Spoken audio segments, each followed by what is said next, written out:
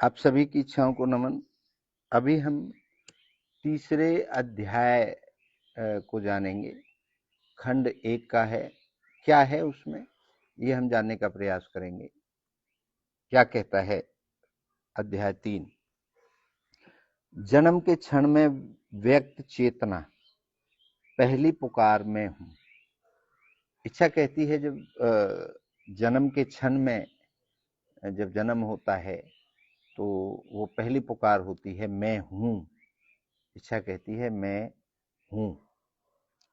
ये टाइटल है तीसरे अध्याय का। जब बच्चा गर्भ से बाहर आता है और वो पहली बार रोता है, वह केवल एक जैविक क्रिया नहीं होती, वह पहला रोदन एक उद्घोषणा है। तो जब बच्चा पहली बार जन्म लेता है, जब धरती पर आता है, तो वो रोता है। सबसे पहले उसे रुलाया जाता है। अगर कोई बच्चा किसी कारण से नहीं रो पाता है तो डॉक्टर उसको रुलाते हैं, उसकी कोई मुंह में उंगली डालते हैं, इधर उधर उसके सुरों को खोलते हैं ताकि सांस आना जाना शुरू करे, तो वह रोता है।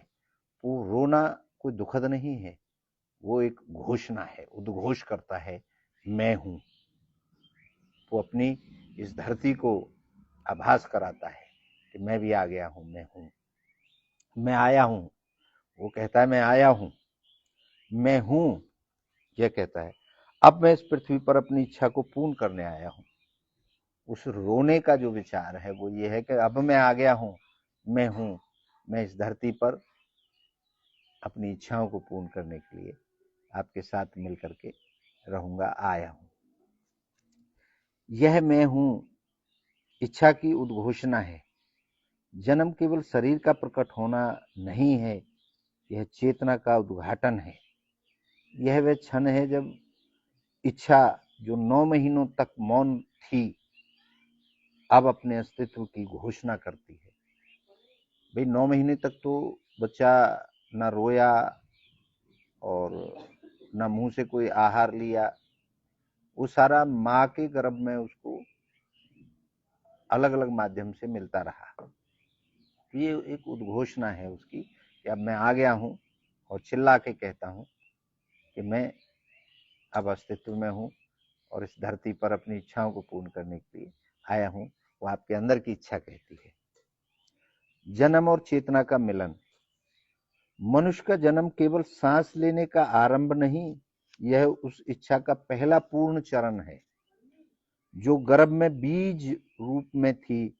गर्भ में वह इच्छा जानना चाहती थी मैं कौन हूं। ये केवल जो धरती पर जन्म है, ये केवल एक जन्म नहीं है, यह उस इच्छा की जो अंदर एक वार्तालाप थी कि मैं कौन हूं। तो अब वह यह जानने के लिए आ गई है इस धरती पर। जन्म के समय वह उत्तर देती है मैं हूं। वो अपने अंदर से उत्तर देती है मैं हूं, इसलिए वो चिल्लाती है, रोता है बच्चा। मेरा कथन है, स्वामी राजेंद्र देव जी महाराज कहते हैं, हर नवजात की चीख में ब्रह्मांड की आवाज होती है। जो ये ब्रह्मांड है उसकी आवाज है हर नए बच्चे की चीख में। वह केवल रोता नहीं, वह चेतना का उद्घोष करता है, अब मैं इस धरती पर अपने उद्देश्य को लेकर आया हूं। वह उद्घोषणा करता है कि अब मैं इस धरती पर आया हूं, अपना मेरा कोई उद्देश्य है, मेरी कुछ इच्छाएं हैं, उनको पूर्ण करने के लिए इस धरा पर आ गया हूं। वैज्ञानिक दृष्टिकोण। वैज्ञानिक क्या कहते हैं? नवजात बच्चे के पहले रोने की चिकित्सा में ही एक सकारात्मक संकेत माना जाता है कि उसके फेफड़े कार्य कर रहे हैं। ये विज्ञान का कथन है कि जब वो बच्चा रोता है तो विज्ञान कहता है कि उसके फेफड़े काम कर रहे हैं। परंतु आध्यात्मिक दृष्टि में यह रोदन आत्मा का उद्घोष है। जो अध्यात्म दर्शन है, हमारे जितने भी ऋषि मुनियों ने लिखे हैं, वो कहते हैं कि आत्मा का उद्घोष है। वो शरीर जन्मा है उसको नहीं मानते, वो आत्मा को मानते हैं, आत्मा का उद्घोष बताते हैं। वह चेतन सत्ता अब कार्यशील है, अब उसकी इच्छा की यात्रा प्रारंभ हो चुकी है। हमारे पूरे दर्शन भी ये कहते हैं कि अब उसकी इच्छाओं की यात्रा शुरू हो चुकी है। ये हमारे पौराणिक दृष्टांत भी हैं, कुछ कथाएं हैं पौराणिक। वाल्मीकि रामायण में माता कौशल्या के गर्भ से जब श्री राम प्रकट हुए तब पूरे अयोध्या में दिव्य प्रकाश फैल गया, ऐसा रामायण में लिखा है। और वाल्मीकि रामायण में लिखा है, माता कौशल्या के गर्भ से जब रामचंद्र जी का जन्म हुआ तो पूरे अयोध्या में एक उजाला सा फैल गया, एक प्रकाश सा फैल गया। यह केवल एक पुत्र का जन्म नहीं था, यह धर्म की इच्छा का अवतरण था। वहां भी लिखा है उस वाल्मीकि रामायण में भी, ये एक पुत्र का जन्म नहीं था केवल, ये एक धर्म की इच्छा का अपना अवतरण था, मतलब अवतार था, ऐसा रामायण वाल्मीकि रामायण में भी लिखा है। श्री कृष्ण का जन्म कारागार में हुआ, परंतु वह भी अंधकार में उजाले की घोषणा थी। श्री कृष्ण जी का जन्म आपने पढ़ा है, द्वापर युग में कृष्ण जी हुए और उनका जन्म कारागार में हुआ। उनकी माता जी पिताजी कारागार में बंद थे, तो वहां हुआ, और वहां भी वो जन्म भी एक प्रकाश का जो है घोषणा थी। अब अधर्म का अंत निश्चित है। जब उनका जन्म हुआ तो उनकी माँ को, पिताजी को, सभी को ऐसा लग गया जो अब अधर्म हो रहा है, जो अन्याय हो रहा है, उसका अंत अब नजदीक है। ये ऐसी इच्छा ने जन्म ले लिया है जो धर्म की स्थापना करेगी और अधर्म का नाश करेगी। मनुष्य का पहला अनुभव सहायता और अनंत संभावना। मनुष्य का जो पहला अनुभव है वो असहाय होता है, और लेकिन उसको अनंत संभावनाएं होती हैं। वो कर कुछ नहीं सकता। जब बच्चा छोटा सा होता है तो वो असहाय होता है, लेकिन उसकी जो संभावनाएं होती हैं, उसके अंदर जो इच्छाएं होती हैं पूर्ण करने की, वो बहुत असीमित होती हैं, बहुत ज्यादा होती हैं। जन्म के क्षण में नवजात कमजोर होता है, पर उसमें असीम संभावनाएं छुपी होती हैं। उसकी आंखें खुलती हैं, वह सांस लेता है और संसार के रंग रूप से उसका परिचय होता है, परंतु उसके भीतर एक मौन यात्रा शुरू हो चुकी होती है। वो जो अंदर इच्छा है, बेशक शरीर उसको सपोर्ट ना करे, लेकिन वो अनंत संभावनाएं तलाशती है, अनंत इच्छाएं उसके अंदर उत्पन्न होती है। चाहे भाषा वो कहना ना जानता हो, और वो इच्छाएं उसके अंदर एक्सप्रेशन से, भूख लगती है तो रोता है, कोई बीमारी होती है तो पेशाब लगता है, तो मतलब जो भी उसकी इच्छाएं हैं उनको वो इंडिकेट करता है, क्योंकि अभी तक उसको केवल रोना आता है और थोड़ा थोड़ा हंसने लगता है। जब छोटा सा बच्चा होता है तब आप उसको देखेंगे, माँ अपने आप पहचान लेती है कि इसको कहीं कोई दर्द हो रहा है, कोई बीमार है, या इसको भूख लगी है, और या इसको कुछ और ज़रूरत है। तो उसकी माँ जो है वो केवल उसके शरीर के इंडिकेशन से और उसके रोने से, हंसने से जान लेती है। इच्छाओं की यात्रा। वह पहला रोदन हमें क्या सिखाता है?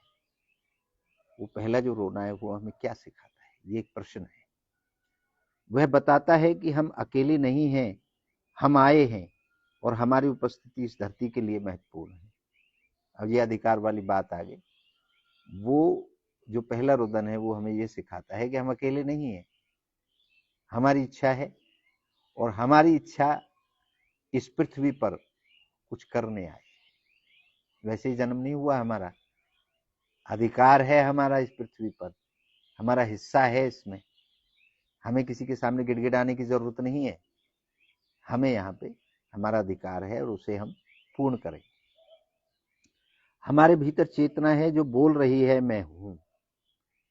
इच्छा के अंदर जो चेतना है, जो दूसरी इच्छा है, वो बोल रही है मैं हूं और मैं अपने आप की पूर्णता के लिए काम करूं।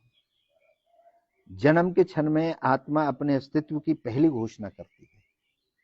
यह अध्यात्म कहता है कि आत्मा जन्म के समय में पहली उद्घोषणा करती है, आत्मा करती है। यह अध्यात्म कहता है। यह रोदन केवल शरीर की नहीं, चेतना की पहली अभिव्यक्ति है। यह हमारा अध्यात्म कहता है, अध्यात्म दर्शन कहते हैं।